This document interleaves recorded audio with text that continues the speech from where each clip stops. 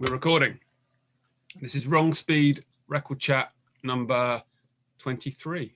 And today we have Alex Tucker. How you doing? Hello. Hey, good. Where are you? I'm in Walthamstow. Ah, the old stomping ground. Sunny Walthamstow. Which bit of Walthamstow are you in? Sort of closest to Black Horse Road. Oh yeah. Yeah. No, it's nice around here. It's like they got the railroad goes below our garden, and there's a nice little green patch, a bit of no man's land out there that the foxes live on, and it's pretty nice. Nice. So it's a bit like Trumpton. I used to live near the Lord Palmerston pub. If it's still there. Yeah.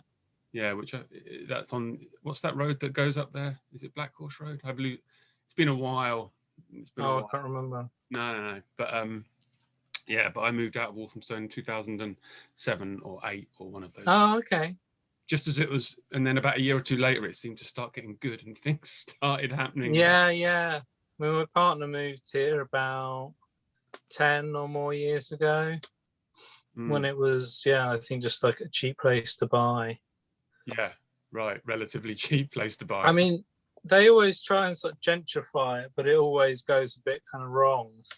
Yeah. Well, I spoke with Luke Younger about 2 episodes back, and he lives there as well. Yeah, that's right. Yeah. There's a good crew of us here now. There's Luke from the Quietus as well. Right. And friends Astrid Steehuder, who does Paper Doll House. She's just up the road as well. Damn, it's too late. I can't move back. Prices have gone through the roof. But no, I know that's the thing, isn't it? Once you leave, it's like you're not gonna get back in. No. I'm in Somerset for life now, no doubt. So I think I first came across you when you did the band Unhome. Yeah. Okay. So, and this was around 2002-ish, I think. Okay. Yeah, and I mentioned it to John about a couple of episodes back because he was the guitarist in the band, John Richards. Yeah. And concluded that perhaps the only time I saw the band was at the Bull and Gate. Yeah. That would have been 1999, I think. Okay, so even before. All right. Brilliant. Yeah, I think so, because we pretty much kind of broke up that summer. Oh, well, definitely then. Okay, yeah. Okay. Yeah. Oh, it was one of those fizzling out things. It wasn't kind of any fireworks. It was just kind of. I moved up to London, and I think John was still down in Tunbridge Wells, and then it was just everyone just went off their separate ways. Yeah, so this was the album you did with Unlabel, and I spoke about this at reasonable length with John and about how much I still like. But the record I wanted to talk about that was Unhome related, I want to know how it came about, was this one. Oh, yeah. It's funny, I have absolutely no idea how that came about. But it's a strong lineup. I mean, apart from that, we were all just massive David Parho fans. Yeah. And Slint fans, obviously. But yeah, I don't know how that kind of came about. I guess someone contacted him to see if he was up for doing a split, Yeah. I do remember going off to a small studio in Tunbridge Wells. Yeah. And we just spent a day or a few days just doing that one track. And that was I think that was probably like the last thing we did as well. Right. And I was kind of with the vocals, I was always doing, these really repetitious kind of vocal patterns, but that was the first and last time that I decided just to take one sentence and just repeat the first word for a few bars, then the second, then the third. And then just keep introducing them until I had them all in place and they were all just circling, Yeah.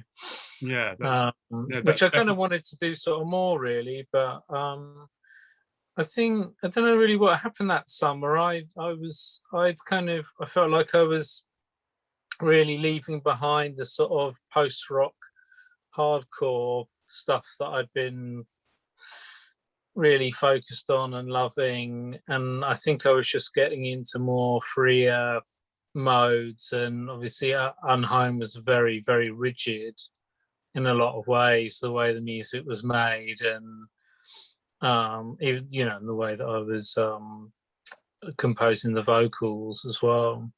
Yeah. So it was I think I was just waking up and hitting the bong every morning and sticking Bardo Pond on.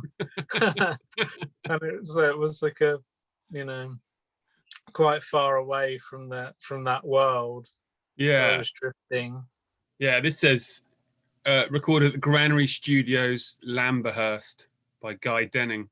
Oh, was that one of the? Oh, yes, of course it was. That was at the Granary. I was thinking there was another track, Par Avion, that was on an Unlabel compilation. That's what I was thinking about. Of course, yeah, the Granary. So I recorded Furrowed Brow and Portal at the Granary as well. So I went back there a few years later. Yeah, the Granary is great. It's such a great little spot there, just down a farm track off a main road. Seems, and then it seems to be quite a institution for bands like Tunbridge Wells, southeast sort of band. Yeah, definitely. Yeah. Guy Denning, who runs it, he's brilliant, lovely guy. Yeah. So back then, I got a couple of records that I think perhaps influenced you, but what sort of thing do you think was influencing? Well, Unhome. Yeah. Yeah, I don't know, like Fugazi, Slint.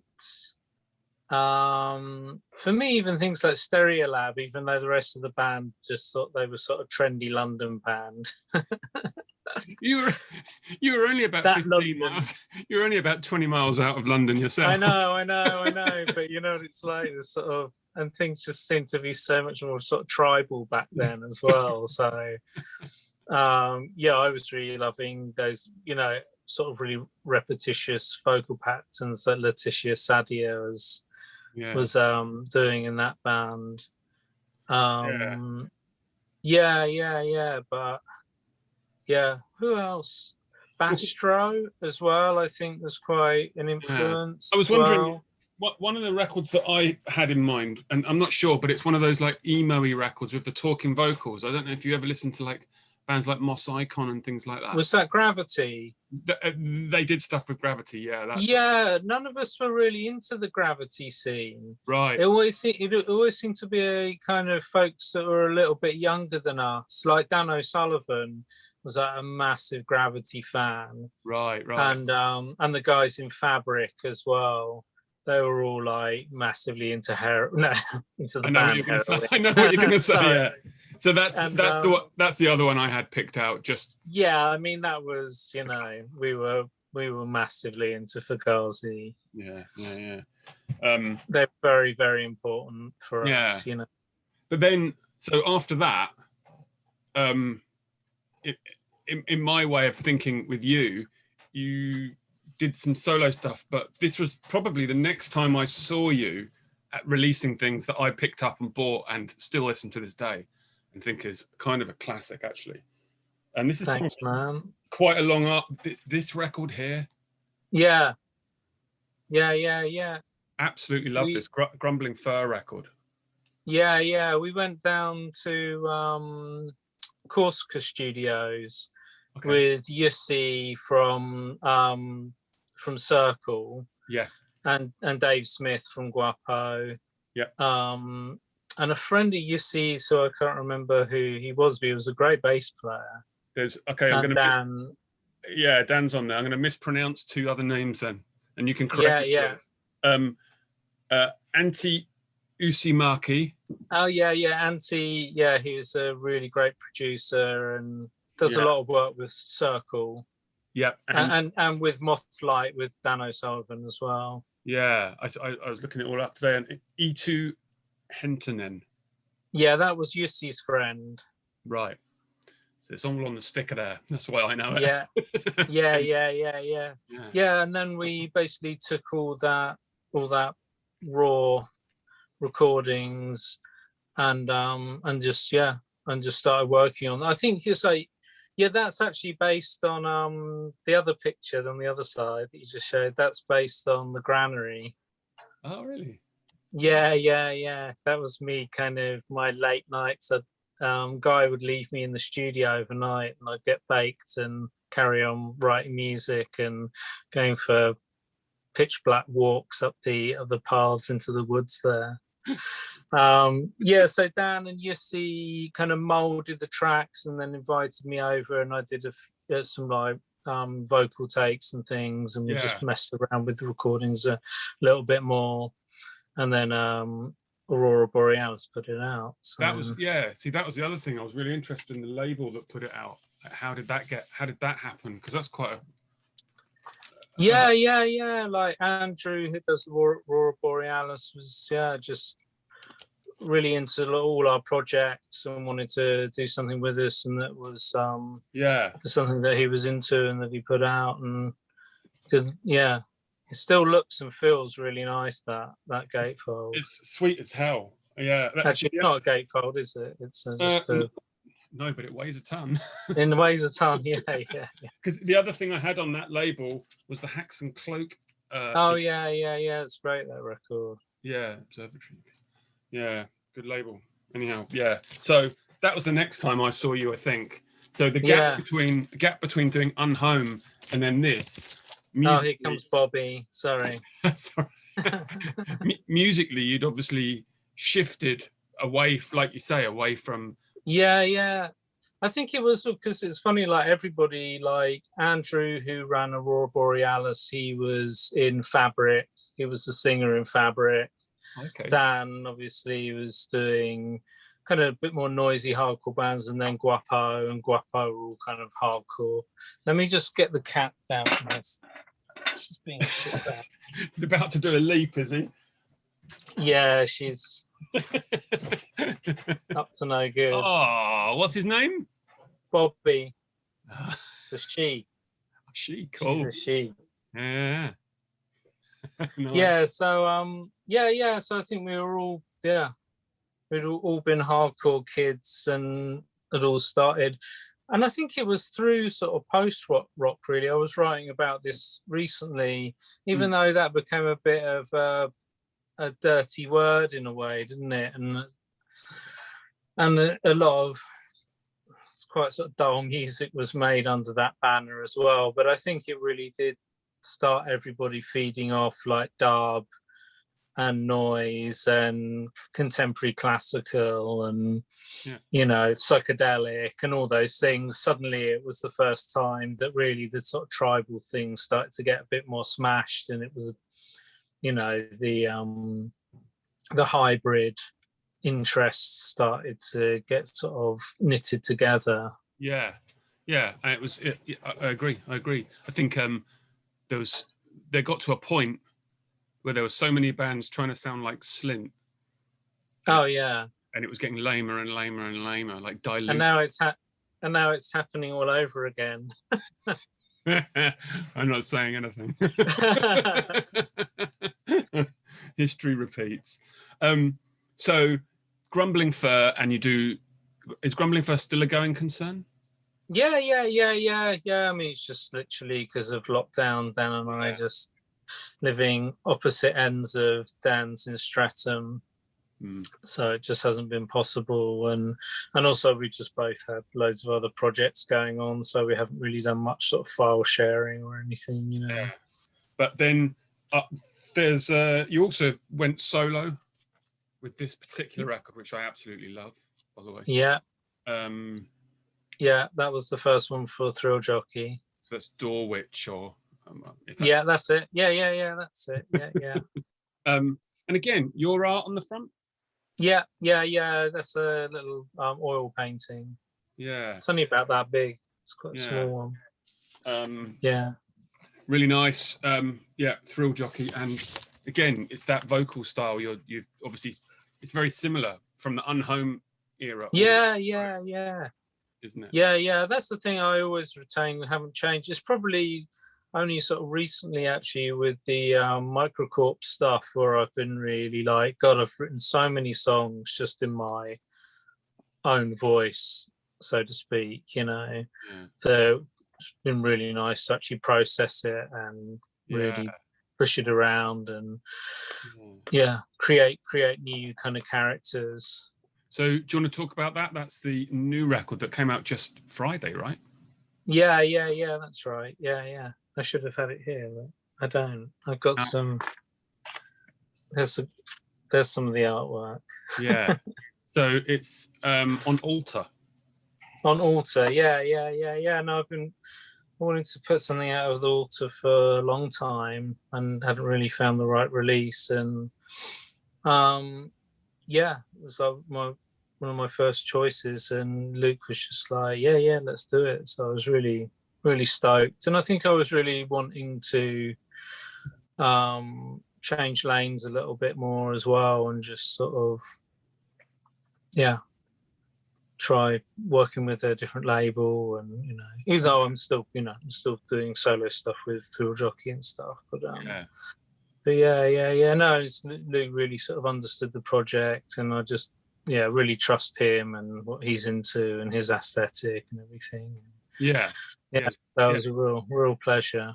Yeah, he's got strong taste. He's a good fella, and he lives around the corner. Yeah, and he lives around the corner, so you can go down there and do his kneecaps in when it all goes wrong. Totally, exactly. So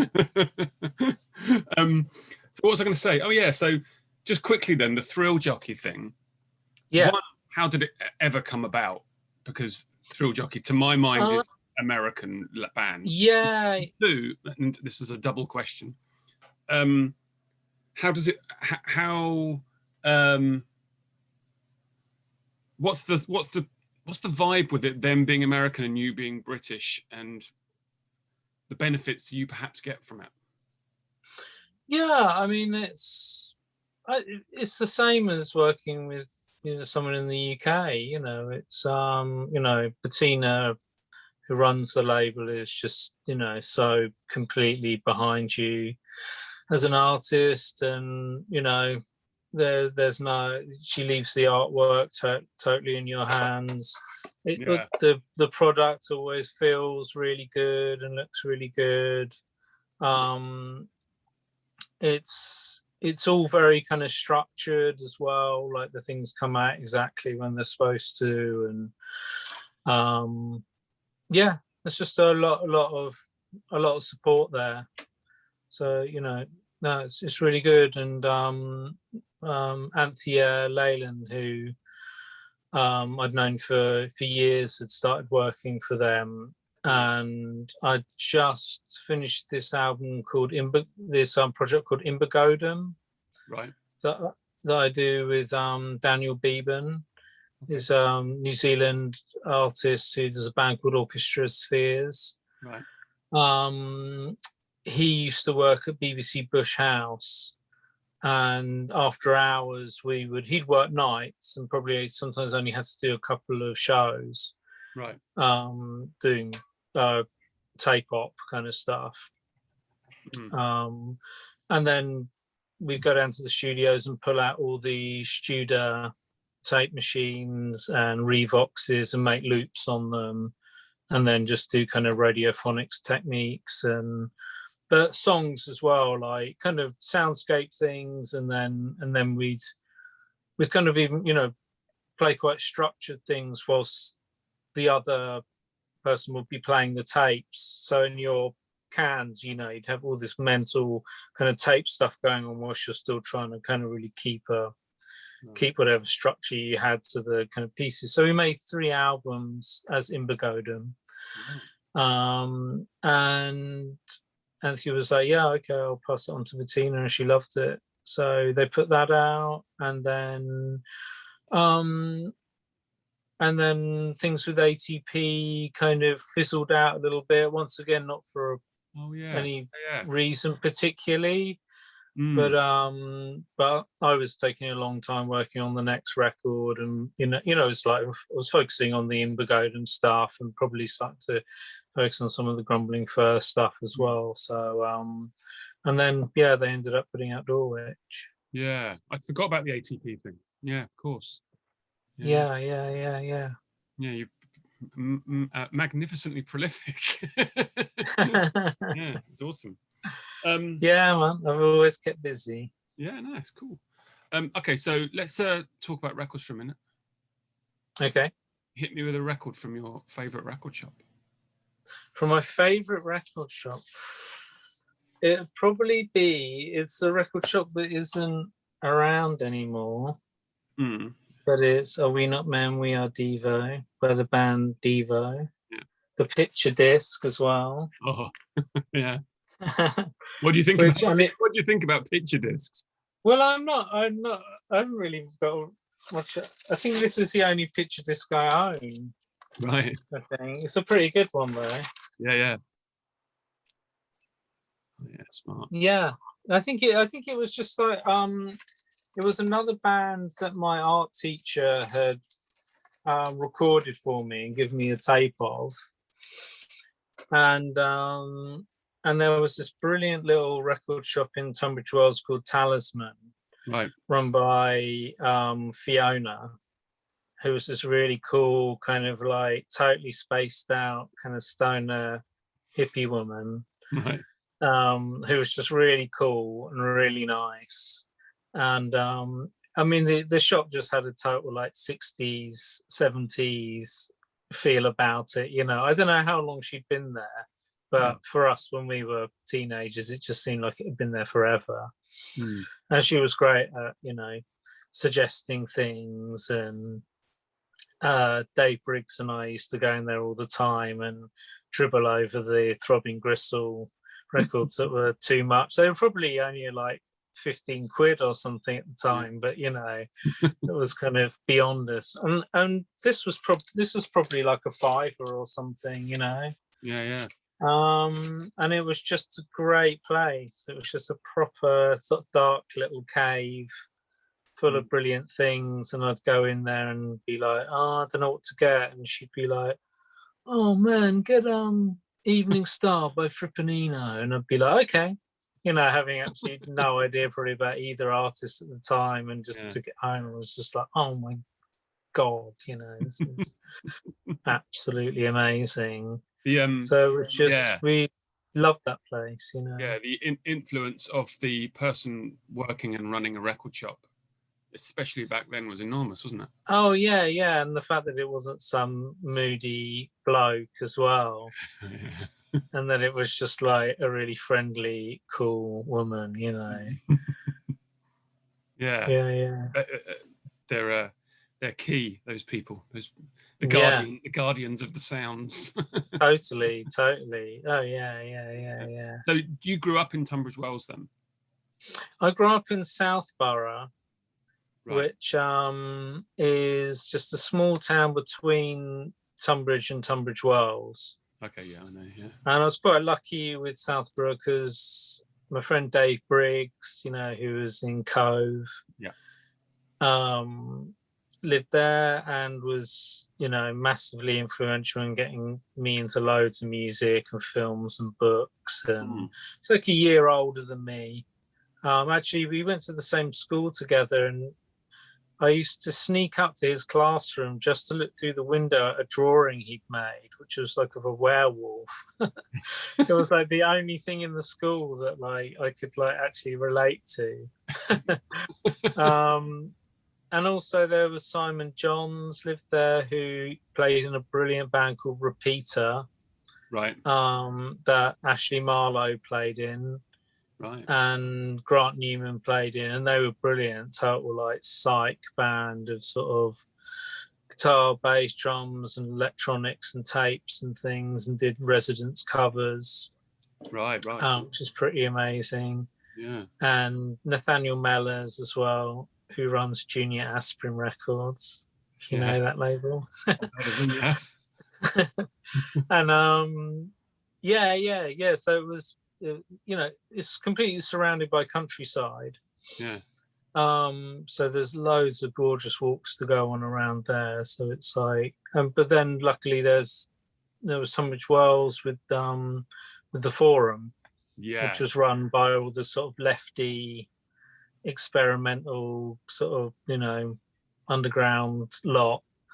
So which is quite in contrast to, I guess, what most people think of, disgusted as Tunbridge Wells and Tories and things, but and posh folk, which none of us were really, had anything to do. We were just the pikey kids from the little town next to Tunbridge Wells, But the Forum was amazing, and I played all my first gigs there in a band called Suction. That was with Dave Briggs as well. Oh, okay. All right. Yeah, cool. Yeah. And Mark Davis, who was in Cove as well. Yeah. And grew up watching Joey Fat, who were just massively influential. Yeah. They were probably, more influential on us than, or on me anyway, than a lot of other bands that we were sort of getting into. Yeah. And still, I'm always still trying to tell people how incredible they are and how so many contemporary bands are kind of riffing on ideas that, still that they're working on. Yeah. I've held their record up a couple of times ago. Tom House in a previous episode. Yeah, of course. Heavily influenced by for a while, wasn't he? Yeah. So, and it was also massively influeed by Joey Fat. And then we had John Richards, who was in Joey Fat. So I've discussed that band a lot, but I'm happy to discuss them as much as possible because I think they're enormously undervalued by this country. I think, completely. No, and I think their influence, and I've said this before, so just in case, but anyhow, like there's bands now that I hear on Six Music and whatnot that are so like Joey Fat that I don't even think they realise they're being influenced by them. I think they're being influenced by someone who's been influenced by them. Yeah. Everything have said that they're big Joey Fat fans, which is really nice to hear. Yeah. And I think Unhome Hat fans as well, I mean, Matt, the lead singer, was just such an incredible figure, it's just like, oh my god, it's like David Byrne and Marky Smith in the same body. And I think when I first saw them, I just hated it and thought that it was the most annoying, irritating thing that I'd ever seen and heard. I was probably about 15, and it was this little hardcore festival that was in a small town that was just the other side of Tunbridge Wells, and I think it was in the sort of cricket club or something like that. And I just didn't get it at all, and then saw them again at the Forum, and then it was the most amazing thing I'd ever seen. But it was just so jerky and jagged, and something quite annoying about it. And Matt was just really sort of irritating in a lot of ways, but like, over the course of seeing them again and again, I was just like, oh my god, the guy's a fucking genius. And he did. Who's combining these things? Who's combining like Fugazi, Slint, The Fall, all sorts of things. Like he was one of the first and probably only like frontman from like, I don't know, the world of music that I'm in, for whatever that is, who will stare at one person in the crowd. Yeah. There's this thing where he'll sing one song specifically to one person, but somehow the whole crowd would get drawn into what was happening. Like it was, there wasn't anything vague about what he was up to. It was very like precise and pointed. Yeah. And then throw cereal all over them. Exactly. There was other stuff going on, and so anyhow, that's Joey Fat. So. I mean, Jason Dorman, the bass player, he was, basically writing all the music.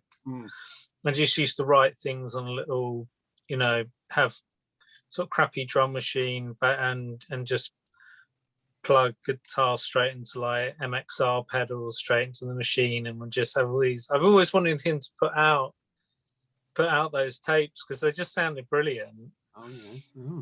And I used to go over his and he used to play those to me, and I just used to be like, oh, this guy, he's just amazing. He was like a massive Depeche Mode fan. Right. And just into all sorts, and a massive mute record collection, and it was brilliant. Good times. Yeah. on that note, hit me with a record with memories. Memories. It's got to be On Land and in the Sea. The greatest album ever made.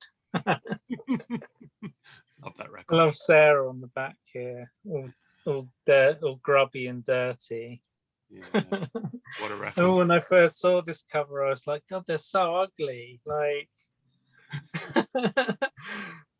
and how can I say that? Look how handsome Tim is, you know? I know. Ridiculous.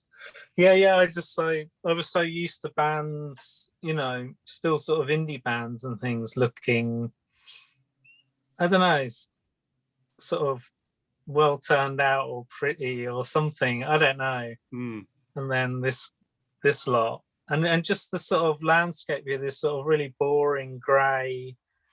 Looks like spring because I think that daffodils are just coming through there, but it's like, yeah, why would you even bother? Almost, it was just so grey and dull, and then the music is just such a incredible explosion, you know, from beginning to end. It's just like the safety bowl's the only point that it comes down.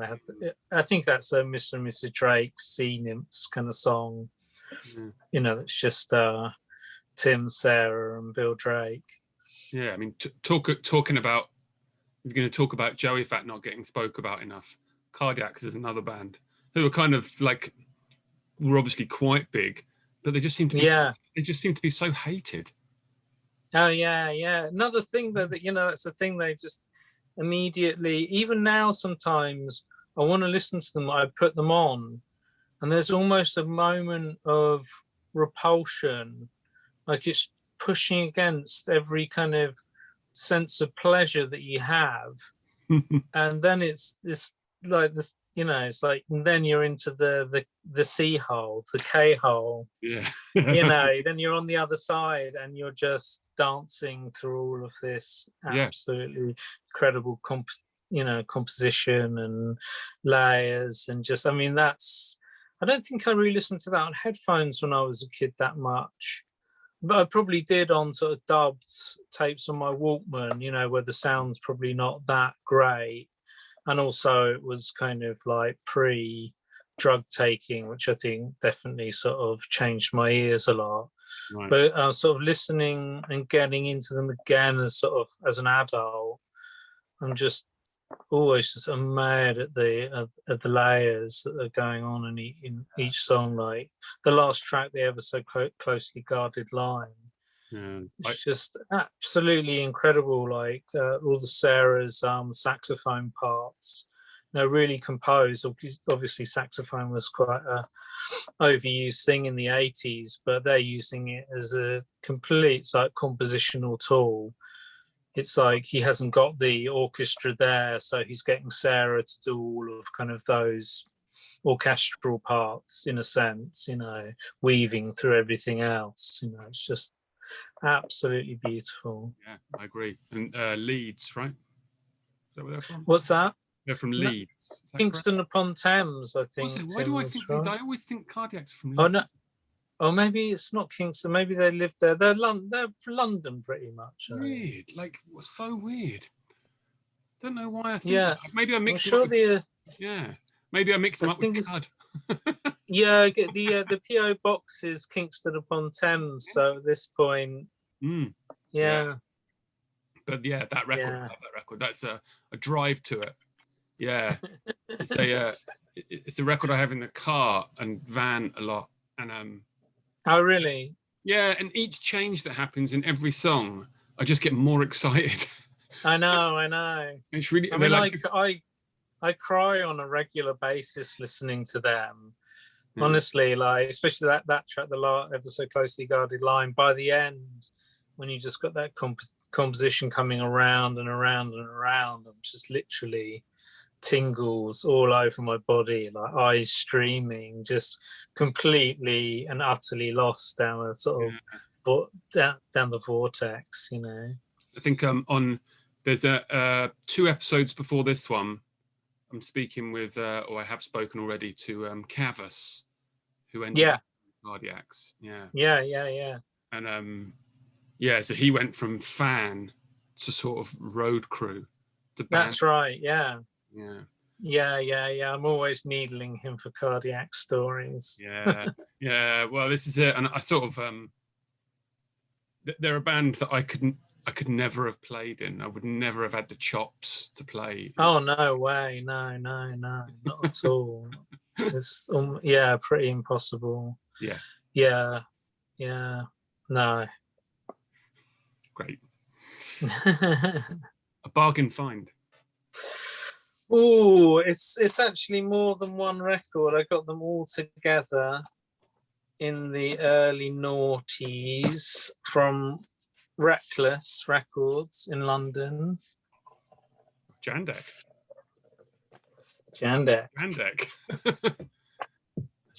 Unbelievably Jandek. Whoa. Jandek. Wow. Yeah. And they were all really, really cheap. I mean, not that, they're not overpriced, I think, even these days, Jandek records. I don't really know, actually.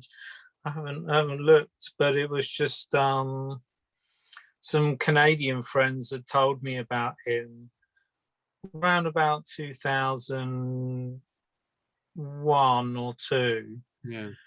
And it was the early days of the internet, but I looked him up and it said sounds like amplified zombie-like strumming on amplified bicycle spokes, and I was like, this is my music. Like, this sounds absolutely amazing. And I think I ordered, what's the first album? Something about a house. Right, I ordered that anyway and just scared the shit out of me. The first album's, is it technically under a different name? No, I think it's Jandek. Yeah, all right. I thought there was some issue with it. What's it called? Something Into the House, or? Yeah, is it the one with the chair by the window? Is it? Yeah, which is an incredible album. And 6 and 6. Right. Yeah. That's incredible, and that's got that really great long 10-minute doom blues, I think it was described of online. I was like, oh my god, like, this is just too much. And I sat outside my house, I scratched in some wet concrete Jandek lives. and he does. He does. Yeah. And his own labels. It's Southwood, or so what was the name of the label they Corwood Industries. Yeah. Well, I guess it's backwards, sorry, everything's backwards. No, it's not. It comes through this way, correct? Oh, it does. Okay, of course. This one's such a great album. It's almost got like I don't know. Yeah, just got that beautiful twangy blues kind of sound. Yeah, he's I think it's the first album where it's like the first sort of, apart from the last song, all the guitar is just slightly out of tune, and he plays almost the same thing through it all. And yeah. And then there's like a really tuneful one at the end. Yeah.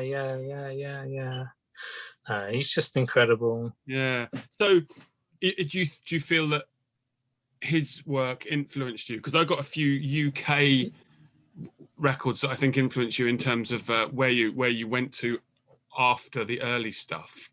Yeah, I think I definitely like the first album I did. I think I was like really detuning like 12-string guitars and then just like thrashing the shit out of them.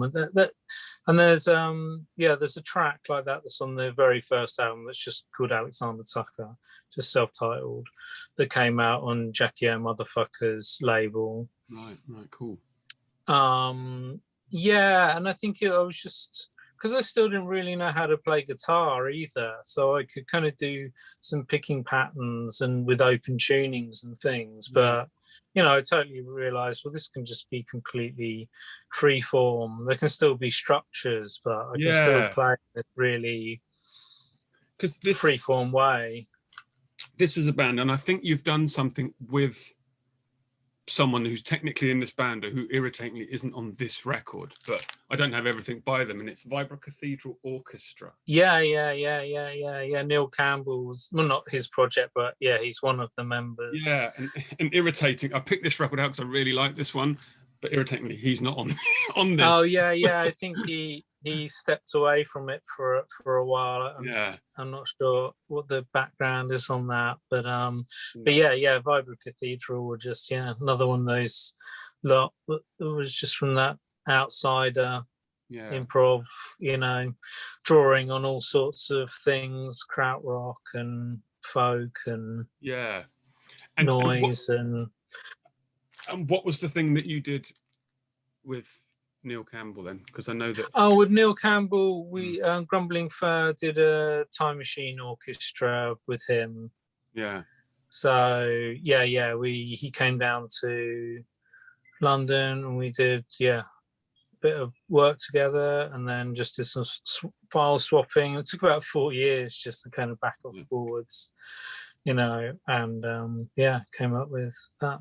It's But I've been like I think I was touring with Jackie O Motherfucker, and we stayed at Mick's house one night, right? And Vibra Cathedral played that night as well. So Jackie O, I think we opened up, and then, or the other way around, they opened up and we played last. And they were just incredible that night. It was just like a single column of sound. It was just absolutely incredible. And I used to buy this amazing fanzine magazine called Approprium. Right, okay. And there was the first time we found out about Neil was in there. And he was talking about wanting to combine sort of elements of like Spaceman 3 and Black Sabbath, and it's the first time I'd heard anybody sort of mention those bands in the same sentence, and I was once again just like, oh my god, I've got to hear this. This is just like similar ideas that have been percolating, and of course I was probably already into things like Bardo Pond at the time, which were once again, sort of pulling in those drone rock elements, and melding them with other things. That's it, because I had a few. I was thinking the oh yeah. What? Yeah, I think I had the first thing that they did together, sort of red cover. Yeah, it's nice. And I got this after seeing them at that Hockerburn festival that was in London around 2008. Oh, I don't know. Okay. I thought I'd just pick a few up, actually, like Ashtray Navigations as well. Oh yeah, I've got that. That's amazing. Yeah.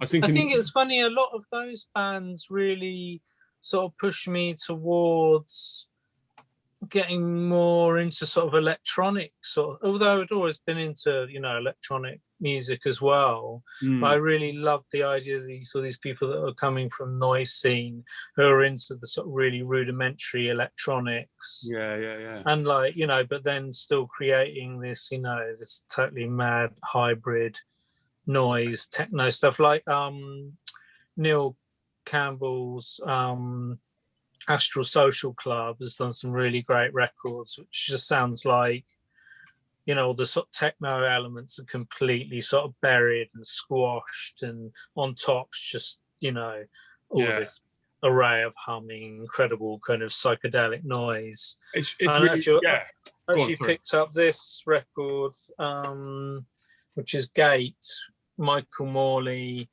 of the Dead Sea, A Republic of Sadness. And I think it's quite nice when somebody's given you a record as well. Like Dead Sea played with Bardo Pond in London, and I was hanging out with Michael, and he was like, I have my new record. And all the other Gate stuff I had is all kind of sort of noise kind of stuff. And sort of samples and things, but this was just like banging sonic electronic beats and drones and his weird singing, and I was like, yeah, I think this is the kind of direction that I want to start kind of pushing things in, whilst I was still kind of writing kind of songs, with Alexander Tucker stuff. And I think that's when Dan and I started doing Grumbling Fur a bit more as a band, because the Grumbling Fur record you picked up, that was a little bit more just a day session that we worked around, and then we started getting together and then working on music together, and I started to pick up a few more bits of electronics and things, and now I'm up to the point now with Microcorps where I'm, where I've got a bit more gear to make that kind of music, But I'm still basically working in the same way. I'm still working outside of the box. I'm still using like a modular system that's got drum modules and filters and ways of sequencers and ways of composing inside that, and then I'm plugging in outside sources like cello and effects pedals and vocal mics and things, and then layering alongside the sort of more composed kind of beats elements. It's all started with from being to just that underground noise kind of stuff, really. You can hear it though, like that's the reason I brought this stuff up, because I always have to say that I'm not in a room full of records. I only ever bring about 15 or 20 in with the person I'm talking to. And you can totally hear like the sort of the influence of a band like this or whoever else. This record in particular I think is absolutely marvelous. If anyone's not got it's incredible. Ashtray Navigation's record comes with a CD as well. The CD I almost sort of prefer to the main album. It's like it's good. Kind of a bit more techno-y in a way, it's kind of magical, the CD as well. I mean, they're both incredible. And it's still got it. Thank God. It's great. Phil gave me this amazing compilation of like Yorkshire kind of noise stuff, and I used to just put on at the studio when I was drawing comics. What's it called? The name's based after a Yorkshire game, Curl and Neil, or I can't remember what it is. No, right. Terrible. Sorry. But I hear all of that in what you're doing, and that's really nice. But, I mean, I love like I love Aphex. I love like things like Oval and Regis, and stuff that's kind of classic electronic kind of styly stuff. But I think it really sort of came out of.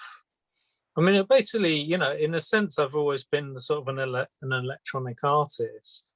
Right. I've never really just sat down with the guitar and, it's always using loopers and, chains of effects and WEM copycat machines. And, it never really interested me just to. It's funny, I say that the like Don't Look Away, that record was a bit more me just, and Dorwich was just a bit more me just writing stuff on guitar, but it's still like it's got that cyclical loop. Even the only reason some of the songs are certain lengths is just because the technology I was using at the time, like the loopers would only record a certain amount, so I had to fit the cycle into that so I could then work on the next layer, so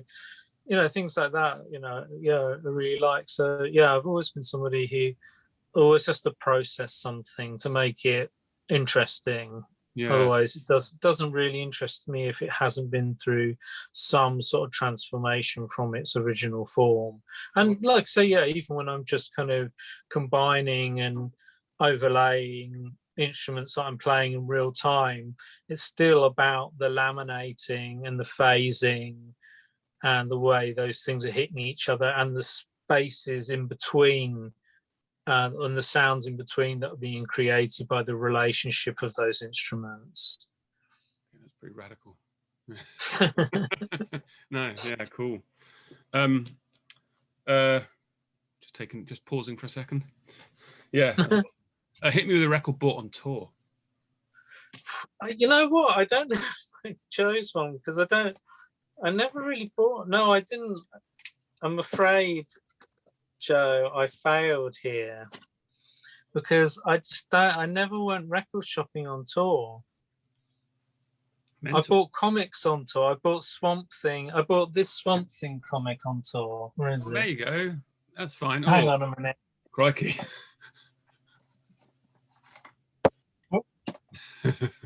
I bought that on tour. There you go. Now we're talking, because your comics is interesting, so you can talk about that. Look at that. Hang on, let's find a good page. There you go. It's a good one. Yeah. That's pretty psych. That's more psych than any album. So tell me about your comic drawing and whatnot then, because it's something I don't know much about or whatever, but it's, I know it's a big deal. So yeah. I mean, I used to do a comic anthology with my ex-wife called Sturgeon White Moss in the early noughties, and started drawing comics for that quite badly, of course. And because my background's art college, and painting and photography and film, and then working on comics was a bit of a fuck you really to all of the sort of the art world a little bit, and my kind of disappointment with it on coming out the other end of art college. So I started making comics, with weird creatures and entities and things, and worked for years on a comic called Shandor, which I'll never publish, but I think I needed to work on a I don't know what that was in the end, about 80 odd pages. And worked on that for quite a few years, but I think it's like similar with music, isn't it? You just need to cut your teeth for a few years and do a bunch of bands that you won't necessarily do vinyl of or a CD of or whatever. And then started working on something called World in the Force Field that came out a few years ago, and I've finished the other part a few years ago, but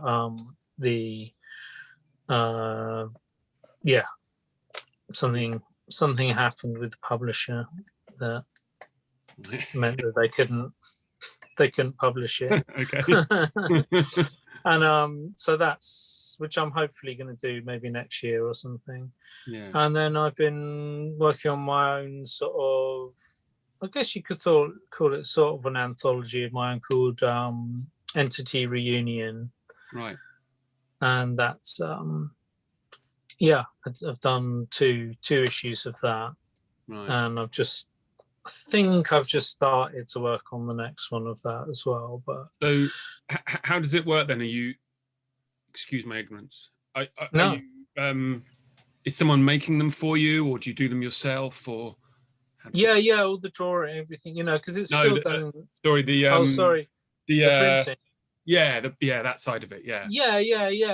Basically, I have them. I use something called a risograph printer, which is almost up between a sort of photocopier and a silkscreen printer.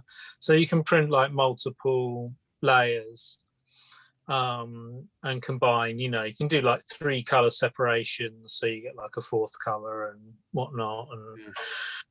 And so hang on.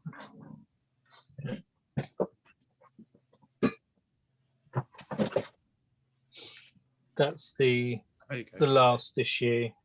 So that's that's a 3 color separation. That's blue for the line artwork, and pink and yellow. That's the back cover. Oh, nice. Rain.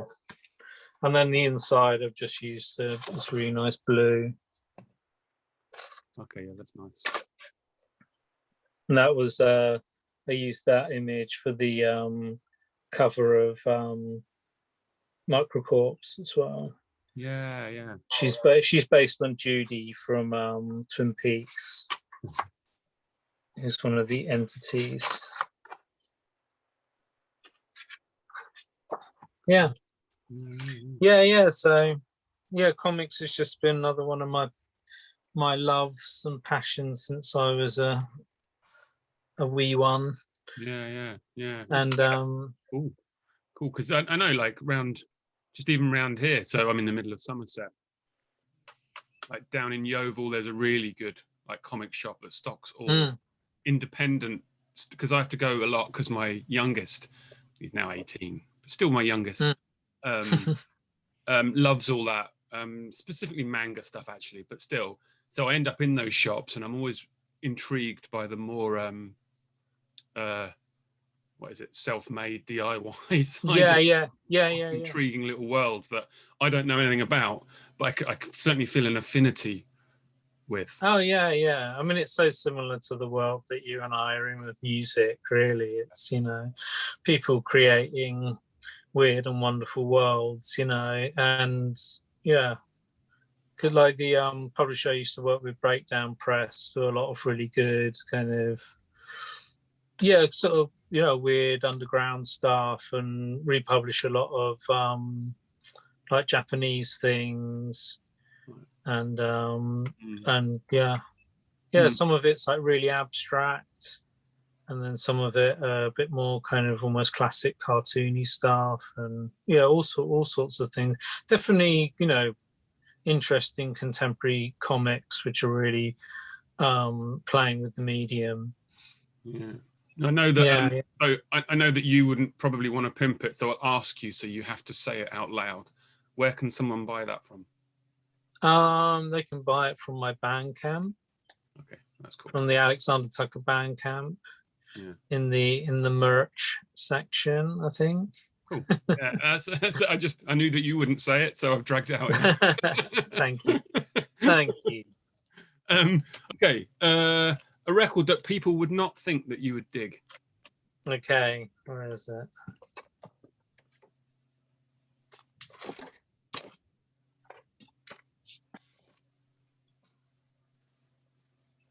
No, cool. As we love it. Yeah. You're still into this? You're still into the REM album? Is that what you're saying? Oh yeah. It ended with me for Automatic for the People. Right. And then there's a lot in between. Like I love Murmur and Reckoning. There's quite a few albums in between that I'm not that into. Like I never got into that Document, which is a really good record, but I just I think the first one I bought was Life's Rich Pageant. Okay.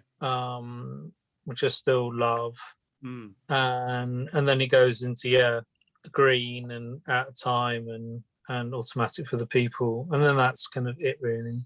Right. Yeah. But I mean, I think a huge part of it is nostalgia. Just obviously takes me back to my teenage years, but I just fucking love it. I just think they're a great band. Yeah. I really love I think Bill Berry did a lot of the arrangements and a lot of the piano and keys. There's just something about his playing. I think he's the one that's got that real sort of beautiful melancholic feel to his playing. But yeah. And I think when I was younger as well, Michael Stipe was just really good role model as quite a sort of open man, which are just an open emotional kind of man, which you don't always have a lot of examples around you. I mean, my dad was always very open and very peaceful and really nice guy, still. But then other lads around you, it can just be a fucking pain in the arse, and Also, if you show any kind of signs of being quite open emotionally, you know, they use it against you and all of that. So it's really nice just to have that. Yeah, I feel like I was just element. thinking. I feel like the emotion thing changed when Gaza cried on the football pitch. He got like a second yellow card or something in some football match somewhere, and he cried, and that opened the floodgates for everyone to be like, "Oh yeah, no, that's cool. We can all like." And REM and ecstasy. Yeah, ecstasy. I've got that's probably more. But, yeah, REM is one of those bands I think that they just sort of stopped with grace. At a reasonable point as well, because you may have stepped off a bit before, but even like Monster was bearable. You know, they hadn't like totally. Yeah, I think it was when Bill Berry left that I was just like, I don't know. I think it was very much his element, you know. Yeah. So it's funny, isn't it? It's so often the drummer that's like the secret weapon. Like I never knew with Slint that Brit was the guy that was composing a lot of the music. You know, I just had no idea. Yeah. But you know, well, a band's only as good as their drummer, right? Exactly. Yeah, I stand by that. And but yeah, and REM as well also seem like really nice people, like all of them. Yeah, I think so. I think they seem to, from all accounts, have like a lot of respect for each other. Yeah. And for everything to be, you know, a democracy within the band. You know, I think that's what I always want when I collaborate with things, is for things to be fair. And if they start not feeling very fair, then I don't want to know. Right. Yeah.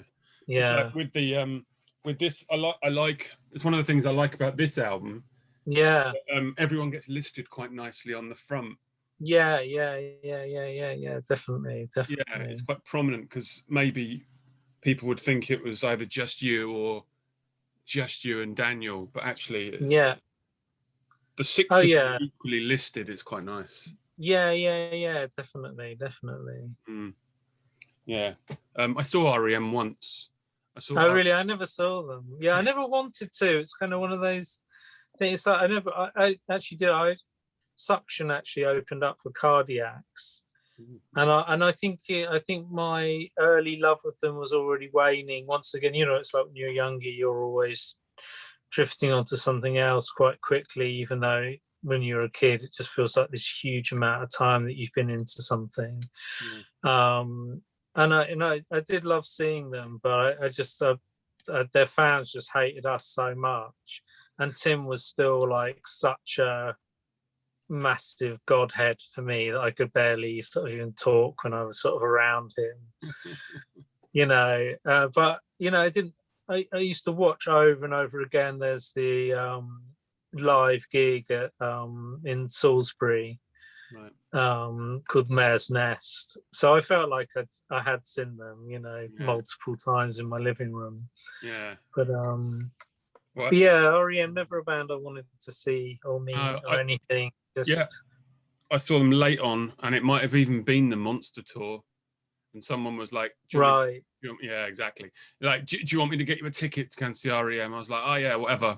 And then he was like, it's in Huddersfield. Like he bought the ticket. He bought the ticket. We lived in London. It's like we bought the tickets, Huddersfield, and you're driving. It's like brilliant. So they played in like Huddersfield's football ground. We had to drive all the way to Huddersfield, and they played in this football field. And you know who the support was? Terrorvision. Amazing. I know. I tell you what, not amazing. Yeah. I think the furthest we travelled was just down to Portsmouth to see Rollins' band from Tunbridge Wells. Oh. That's about it, really. Yeah, no, we got about, but yeah, that was probably a mistake that day. Anyhow. Yeah. The last subject I have is, and your opinions on favourite 10-inch. Oh yeah, I don't have any 10 inches anymore. Right, that's your opinion. Yeah, I'm sorry, Joe. I can't even. Yeah, no, I don't have them. Did you make a specific conscious choice to get rid of them? No. I think I sold a huge amount of records at one point to fund my pot addiction at the time, and and so I think all the 10 inches might have been sold for weed. And I take it that's a decision you're still happy with. Well, no, I mean, I like the 10-inch. Yeah.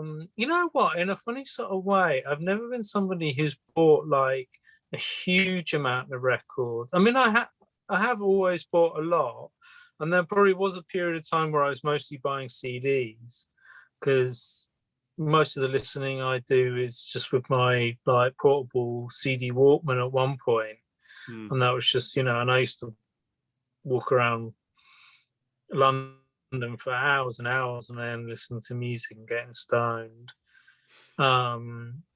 You know, so yeah. And I think during that time as well, I probably sold a lot of vinyl for the habit as well. Right. I've always been somebody who's sort of bought things and really cherished them and really locked onto them. And you know, there's actually sort of a period of time when I was barely buying anything, when I was just working on, you know, my own stuff and just didn't have any other headspace. But it's funny, the last few years though, I've really started buying a lot more and really enjoying buying records again. Yeah. But I think that happens, doesn't it? I don't know if that's happened with you, you know, just when you're locked into, you know, especially for me, when I've got a bunch of different projects going on at the same time, I literally do not have the headspace at the end of the day to go up to the record player and put something on.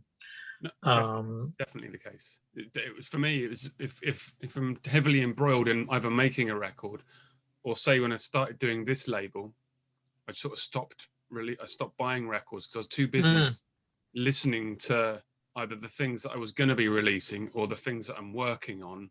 Yeah. And it just sort of, but also this last sort of year, of course, I haven't been doing it. I have been listening to more of other people's music because not much has been going on. So I have. Yeah. No, same.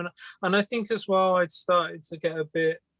I was feeling that sort of jaded thing starting to set in, and moaning about kind of contemporary music. And I was like, for one, I gave up pop. So I was like, I don't want to be one of those blokes in their 40s, you know, with that kind of smoker skin and just kind of still banging on about the same stuff they've been, you know, banging on about since their first join. Yeah. You know, and I just really wanted to embrace, you know, contemporary music as well, not always make these sort of snap judgments and just flick on something on the internet and after 10 seconds go, oh, no, it's not for me, shit, I've heard that before. So yeah, I've been trying to be a good boy and just like delve into things a bit more and just enjoy like contemporary music again, you know, rather than just buying reissues and moaning that there's nothing good anymore. You know, fuck that. I really, you know, I agree. It's really easy to go down that path as you get older, you know, and it's boring. Absolutely. I'm a big fan at the minute of end of year lists. They really help me out. Yeah, no, same. Yeah, I go quite heavy through them all because I can't keep up with everything, and yeah. I like sort of try and at least keep up somehow with what's going on. Yeah. Exactly. There's a lot out there, a lot of music, especially. Oh yeah, there's a lot, and there's obviously you can never, you know, it's hard to even scratch the surface, you know. And you want to form lasting relationships with things as well, and obviously in the internet age, that's not that easy to do. And with streaming and things, you might discover things, but you don't form lasting relationships with them in the same way that when a friend turns you on to something, you know.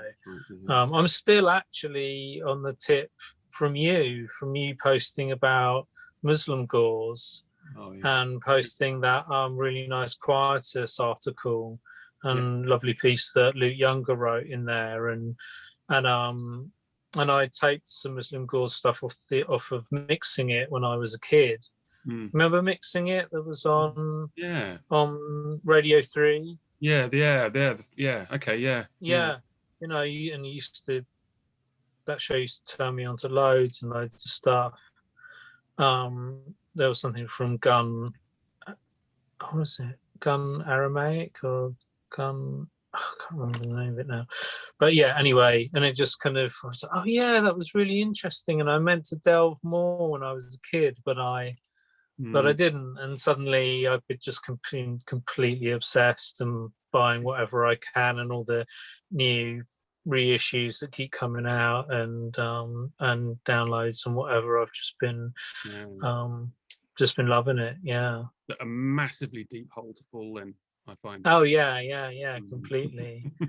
But but I never get tired of it, you know. No, I'm just keeping an eye on the time here. I don't want to keep it too long. So 2 things. One, have you got any more records you want to talk about or show? Did I? I had just from another one from the early years and something that was massively. It's this Ralph compilation. So that's the first time I heard all these bands, like the MX80 Sound cover of the Halloween theme, which is just incredible. And first time I heard Ronaldo and the Loaf, who are just one of my favorite bands. Oh, I don't know. Songs for Swinging Larvae and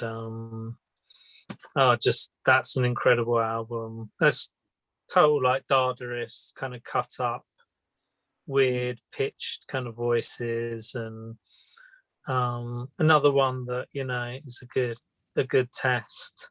Yeah. Another one that you could initially listen to and just would annoy the fuck out of you, but somehow just gets lodged. And also there's incredible Fred Frith track from album Gravity. What's it? Norgarden Nivilia. I don't know how to pronounce it. Where is it? Yeah, I trust you. Yeah. You see it? Yes, I see it. That was, I probably got this when I was about 14, 15, and my mum's cousin had a record shop in Rye, and I told him that I love Cardiacs, and he sent that through the post, and and basically changed my life. This compilation. It's often been like compilations that have been some of my favorite albums, really. But it's also been the way, like with sort of sometimes like music magazines and magazines on comics are almost like better than the actual like records or the actual comics or the actual music. It's like there's so much information. It's just like it just seems so exciting. It could go anywhere. I agree. I'm really guilty of watching. It's one of my guilty secrets, and I don't really agree with guilty secrets, but I love watching documentaries and interviews about New York hardcore. Oh, yeah. But I'm not massively into much of the music. Yeah, I like watching Nirvana documentaries, and I've never been a massive Nirvana fan.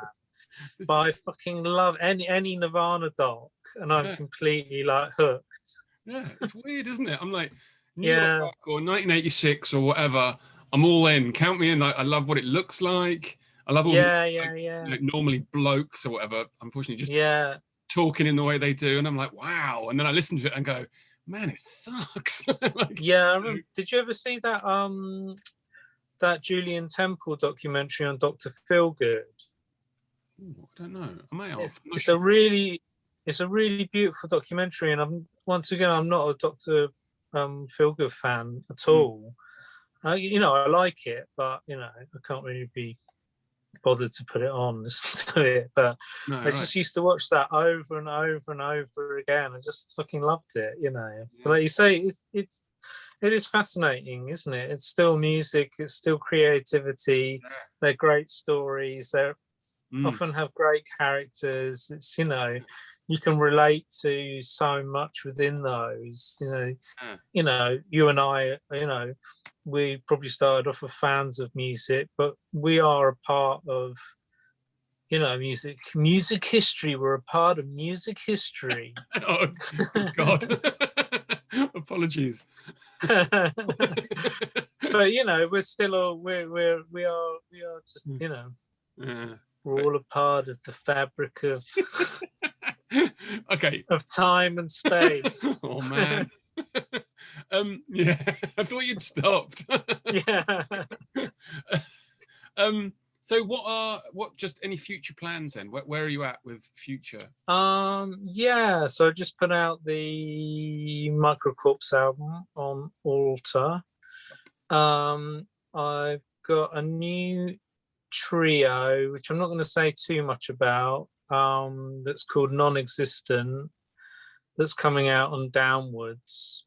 Okay. At some point soon.